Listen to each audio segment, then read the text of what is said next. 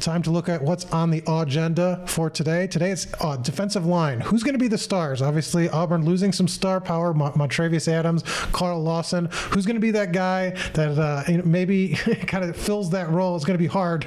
Obviously, Montravius Adams filled up a lot of space on Auburn's defensive line, but who's going to fill that role? Well, Carl Lawson and Montravius Adams combined for 13.5 sacks last season. It was an incredible year for Carl Lawson.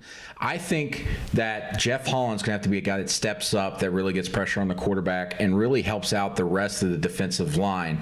Inside, I really like Dontavius Russell. He's a guy that was really good last season, demanded double teams at times, even against teams that were focusing a lot on Montravius Adams. Dontavius Russell was an issue for the offensive lines. They're having to double team him a little bit. Outside of him, of course, you want to see Marlon Davidson take a step up after that great freshman season.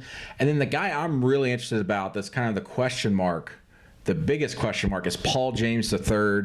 He came in, was supposed to start as a junior college transfer last year, got injured. Then Marlon Davidson, as a true freshman, had to take over as the starter.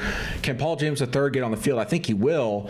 He's going to help that depth. But I think the star at the end of this season is going to end up being Jeff Holland, because he's going to be the one that's in the quarterback's face. You're high on Jeff Holland. I'm going to say a guy you didn't mention. Maybe it's a slap in the face to him. I don't know. But Derek Brown. Marlon Davidson, a lot of talk about him, kind of building on that obviously great freshman season. I think it's going to be tough for him without Carl Lawson opposite him. But Derek Brown showed some real, even on the edge last year when they put him, really surprised, kind of got to the quarterback, showed his mobility. I think he's going to have I think he's going to be kind of a surprise guy. I think he's going to be a guy has the size, has the athleticism, and could really be a difference maker for this defensive line. That's a very interesting pick. I like Derek Brown. I wonder about him maturing a little bit more in that defense and seeing what happens. So we discussed all that.